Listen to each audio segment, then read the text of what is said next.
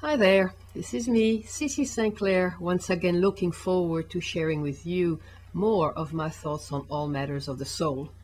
As spiritual understanding moves in an ever-expanding spiral, and since this article, entitled Karma is the fourth in a series of 10 already published, for your convenience, dear person out there, I would like to think that you are listening to each podcast in the order in which I wrote each text.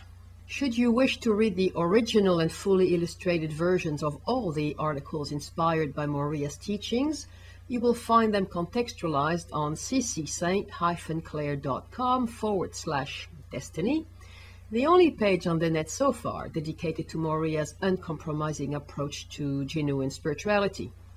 They are all set out there for you as free PDF downloads, and so are the podcasts that have preceded this one.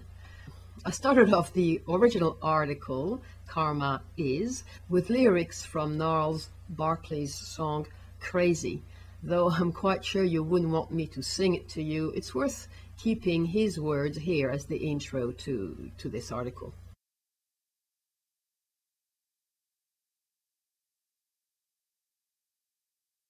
Really think you're in control? Well, I think you're crazy. I think you're crazy. I think you're crazy. Just like me.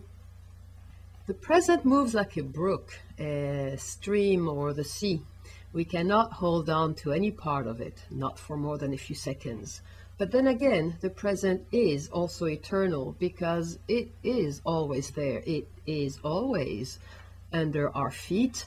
And the present moment is the only moment we can truly shape in one way or another from within. If we could dredge up deep down into the ego, we could bring up all the forgotten clutter from time immemorial. Everything past still exists there. Everything past creates and recreates ceaselessly our response to each present moment, which is the root of our struggle. Again and again, just as waves form and break again and again, our reactions to situations, our actions to reactions, remain unchanged, and so does the magnetic duality of all we do. We can only breathe in real time, just as we cannot breathe underwater. We cannot breathe in the past any more than we can breathe in the future. Truly, the present moment is all we have, and it is unlimited for the time we are on this earth. Interestingly, when we run into a spot of good luck, it might be a break we have earned, but maybe again not. It might simply be a positive windfall from general good karma that has latched onto us in a nicely synchronistic way. Never look a gift horse in the mouth, is what they say. These days of climate change are making it graphically easy to see firsthand how interconnected all of us really are. Not only do we trust that at a time of drought and water restrictions, even in the city like Brisbane where I live, everyone, including the neighbors I never see, are doing the right thing. However, beyond trusting Australia's politicians to put in place the best eco-strategies possible, we need to trust that the citizens of all countries will also do the right thing. Same with carbon trading emission schemes.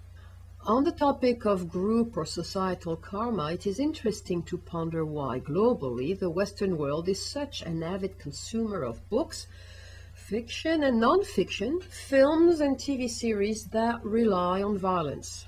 Most of the seemingly innocuous family viewing TV shows feed us violence, mental disorder, and death, even as we try to enjoy our dinner. Mainstream horror films like Psycho, the Saw series, forensic and even clever police detective films like The Bone Collector, or thoughtful films like A History of Violence, action films like A Man Apart or I Am Legend, and thrillers like Panic Room must surely add up to 90% of all that is consumed for entertainment and escapism. They all hinge on the violent, often vile, or at the very least unstable aspects of the human mind. Serious question. Why don't we all, or at least 70% of us, demand different books and different memorable films, ones that do not deal with violence, by boycotting 80% of what has been flooding the entertainment market. Another serious question here. On a continuum, where might karmic responsibility of those involved in all aspects of these industries be placed? Absorbing too much violence works out the same way as eating too much of the same food. Eventually the body rebels. Whether the food in question is too much violence, too much salt, or too much chocolate, the body brings it up sooner or later. Again, karma is inseparable from the whole.